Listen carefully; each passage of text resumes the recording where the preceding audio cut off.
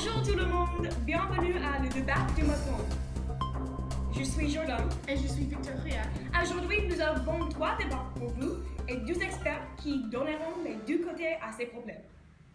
Bon matin, je m'appelle Lauren, je suis un expert. Bonjour, je m'appelle Alex et je suis prof à l'Université du Texas. La mondialisation est la réalité actuelle et elle affecte chaque personne dans le monde entier. Mais la mondialisation est un sujet controversé et compliqué parce que tout le monde a sa propre opinion. D'une part, la mondialisation est une force économique qui aide tout le monde, mais d'autre part, la mondialisation exploite les pays en voie de développement.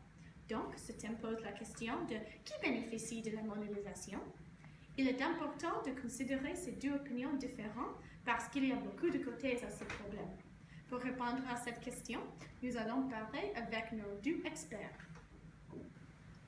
Les pays avec les sociétés capitalistes et hautement industrialisées bénéficient le plus de la mondialisation, au détriment des pays en voie de développement.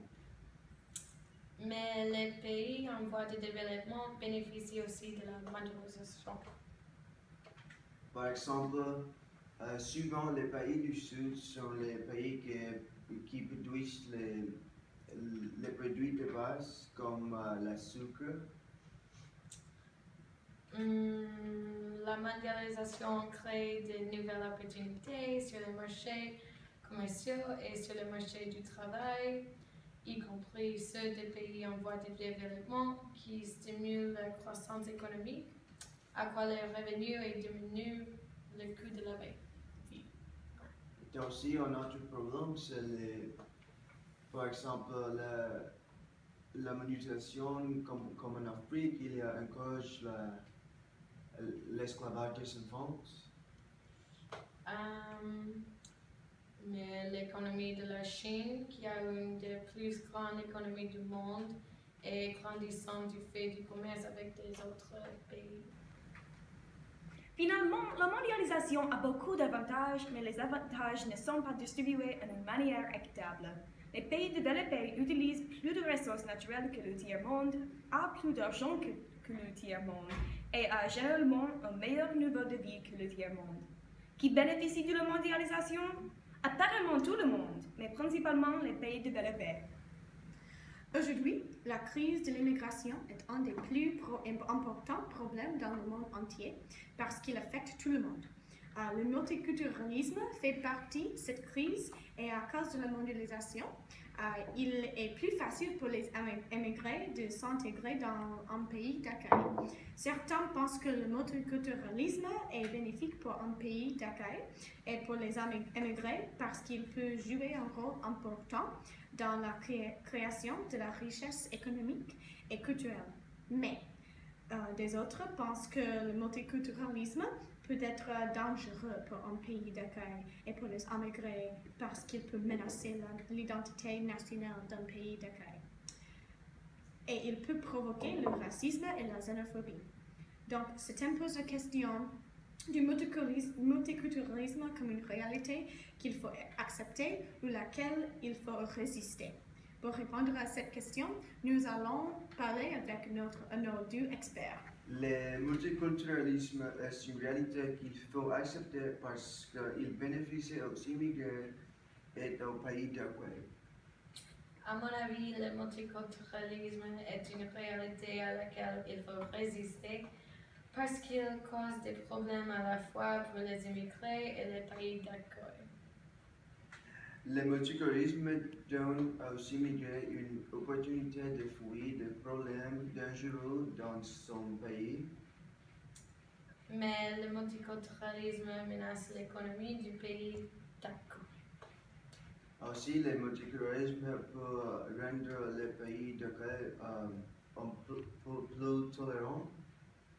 Le mélange des différentes religions peut causer des conflits.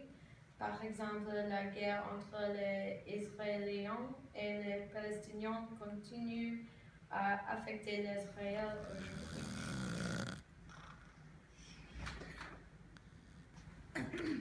Il est important de préserver l'identité française, mais cette identité n'est pas inchangée.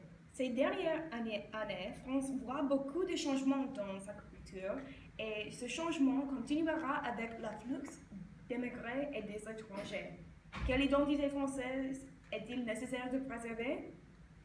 Le Front National veut la francité en France pour les Français, mais il est nécessaire d'inclure tous les Français dans notre vision d'un meilleur futur. Finalement, l'éducation supérieure est une nécessité dans le marché du travail et pourrait avoir un impact très sérieux sur le futur d'une personne. C'est vrai que l'éducation supérieure est importante pour avoir un travail bien rémunéré, mais d'une autre part, il y a beaucoup d'alternatives à l'université. Donc, se pose la question de la justification de l'existence d'une éducation supérieure ouverte à certains, mais pas à d'autres. Pour répondre à cette question, nous allons discuter ce problème avec nos deux experts. Dans l'éducation, il y a une grande différence entre le système en France et le système aux États-Unis. À mon avis, je pense que le système de la France est la meilleure chose pour les étudiants parce que les frais de scolarité n'est pas très cher comme aux États-Unis. Mais ici, nous ne devrions pas se débarrasser du frais de scolarité parce qu'un diplôme est un avantage qui aide les gens à devenir plus compétitifs dans la main-d'œuvre. Aux États-Unis, l'éducation supérieure est plus élitiste. Il n'y a pas beaucoup d'opportunités pour des personnes ou des étudiants qui n'avaient pas beaucoup d'argent. Maintenant, le gouvernement aide les gens qui n'ont pas les moyens de payer les frais de scolarité, donc pourquoi il devrait être gratuit pour tout le monde? Finalement, il y a des autres options pour les jeunes qui n'ont pas besoin d'une licence et soulignant des autres options sont des attitudes élitistes sur la valeur des autres options pour aider les deux systèmes universitaires. C'est le fin du débat. Merci à nos experts.